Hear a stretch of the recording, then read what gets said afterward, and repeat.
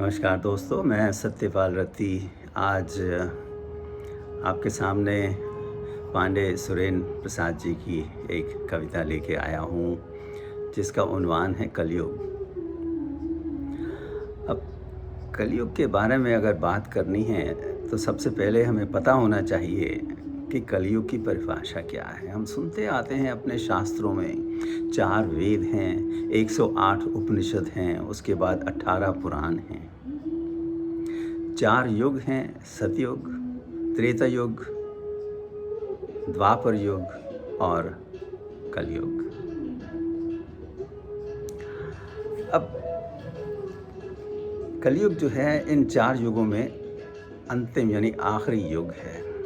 आपको सुन के शायद हैरानी होगी जो नहीं जानते हैं कि इसकी उम्र 4,32,000 साल की है और इसमें अभी 5,000 से ऊपर साल अभी गुजरे हैं। कलयुग शुरू कब हुआ? ये शुरू हुआ भगवान कृष्ण की मृत्यु के बाद से। ये सब शास्त्रों में लिखा है, मैं मनगढ़ंत बात नहीं कर रहा हूँ। तो कलयुग का विवरण हमें कहाँ से मिलता है? ये जो 18 पुराण हैं इनमें से एक का शीर्षक है विष्णु पुराण, और विष्णु पुराण के अंतर्गत कलयुग की पूरी तरह से परिभाषा दी गई है। और ये परिभाषा क्या है आपको सुनकर बड़ी हैरानी होगी या नहीं भी होगी। आप कलयुग में रह रहे हैं, अगर आप अपनी आंखें और कान खोल के अपने जीवन का व्यतीत कर रहे हैं तो आपको एकदम आभास हो जाएगा कि मैं किसकी बात कर रहा हूँ, ये कलयुग क्या है। उसमें लिखा है मानव सभ्यता आध्यात्मिक रूप से पतित हो जाती है कलयुग में। शास्त्रों और वेदों का पालन बंद हो जाएगा, मानव ईश्वर भक्ति से दूर हो जाते हैं, पाप बढ़ेगा और सृष्टि का संतुलन बिगड़ जाएगा। आप जानते हैं कि किसी चीज़ का भी संतुलन अगर बिगड़ जाए तो कहर बर्पा हो जाता है। मतलब कहने का मतलब ये है, आंधी तूफान, बाढ़ें, ज्वालामुखी, ये सब निकलते हैं जब पृथ्वी का संतुलन या सृष्टि का संतुलन किसी तरह से बिगड़ जाए। आगे लिखा है मानव ईश्वर भक्ति से दूर हो जाते हैं।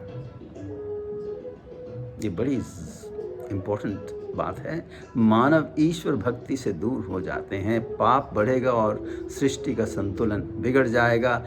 चालाक और लोभी व्यक्ति विद्वान और धर्मात्मा कहलाएंगे।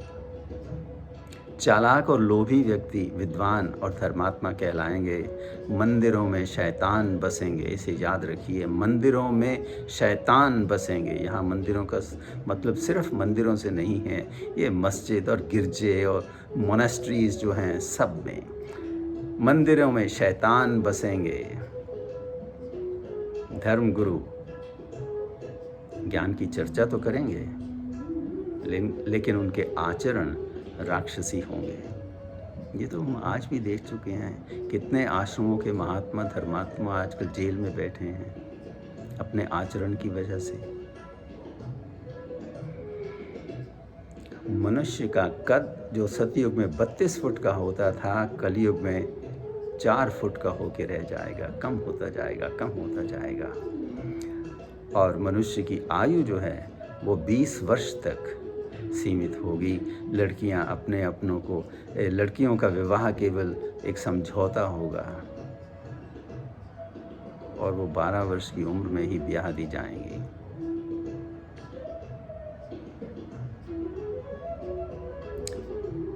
विवाह केवल एक समझौता होगा। आजकल भी देखते हैं प्रीनप, ये फैशन वर्ड हो गया है प्रीनप।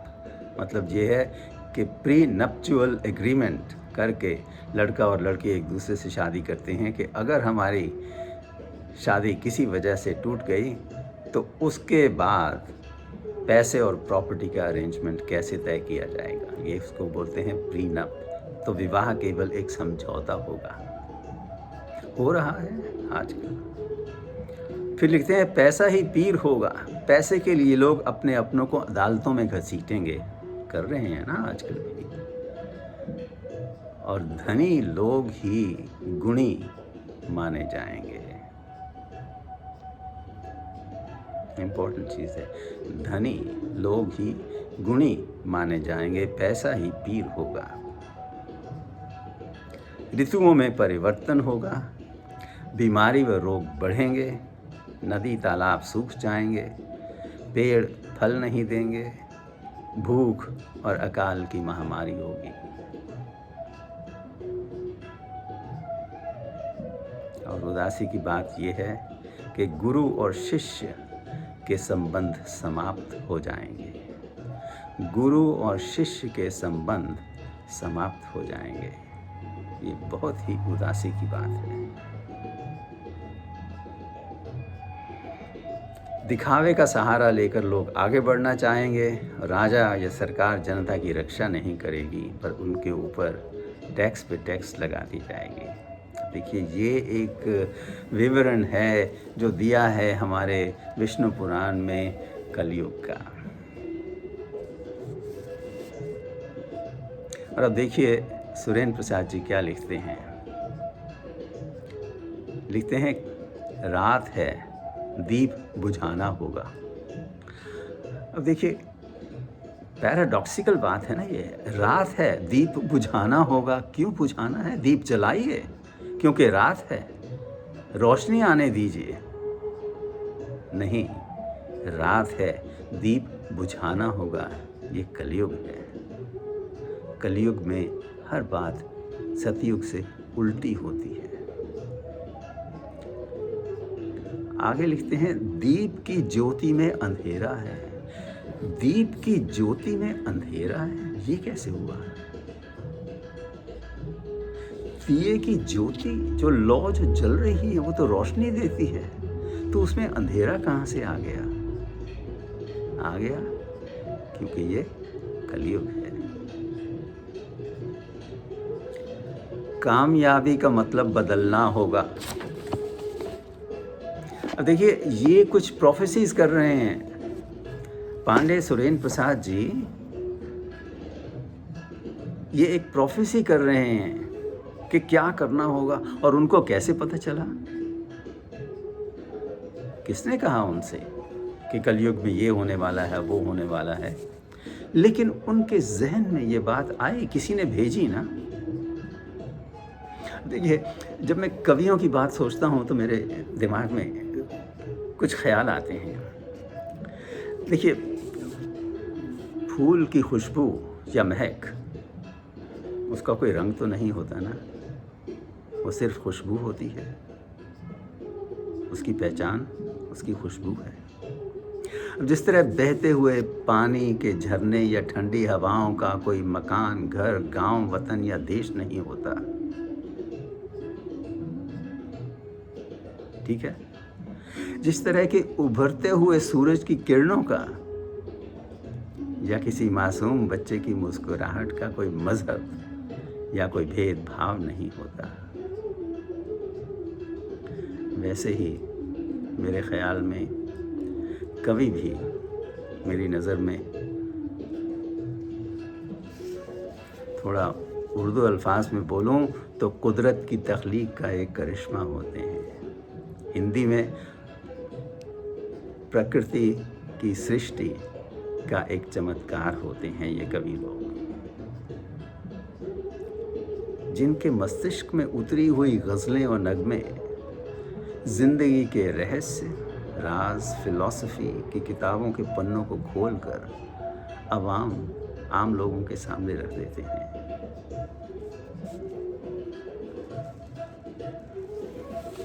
तो ये कवि जब ऐसे रहस्य हमारे सामने रखते हैं तो उनके बस की बात नहीं होती है। कोई बड़ी शक्ति उनके दिमाग में, उनके मस्तिष्क में ये बातें डाल रही हैं और उनके हाथों उसकी कलम से ये अल्फाज जो हैं वो पन्ने पे उतरते जाते हैं। कवि जो होते हैं ना, वो गीतकार नहीं होते जो लफ्ज़ों को अतल पुतल उथल पुथल कर आगे एक नगमा तैयार करते हैं। बॉलीवुड फिल्म के लिए। ये कोई संगीतकार नहीं होते, कोई फिलोसोफर नहीं होते, ये कोई वैज्ञानिक नहीं होते हैं, कोई मैथमेटिशियंस नहीं होते हैं, ये इंजीनियर नहीं होते हैं कि इनको कुछ सीखने के लिए, पढ़ाई के लिए स्कूल में या कॉलेज में या यूनिवर्सिटी में जाना पड़ता है। नहीं, ये तो भगवान की देन का एक करिश्मा है। भगवान के मैसेजेस को वो हमारे सामने ला के रखते हैं।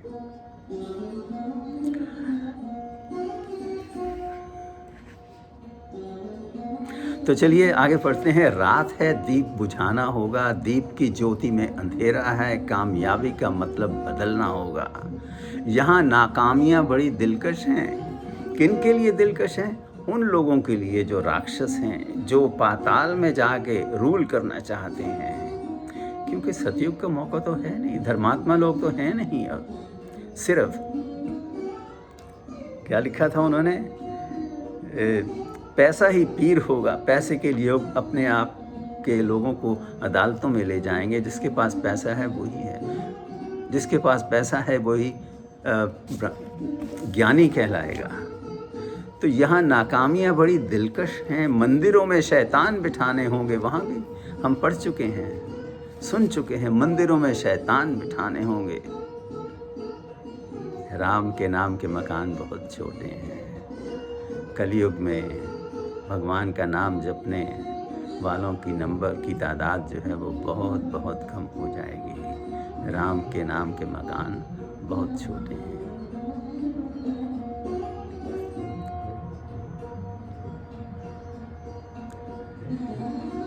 कहीं लिखा था कि लोग जो हैं वो अपने भेष बदल कर आएंगे और लोगों को भ्रमण में डालेंगे।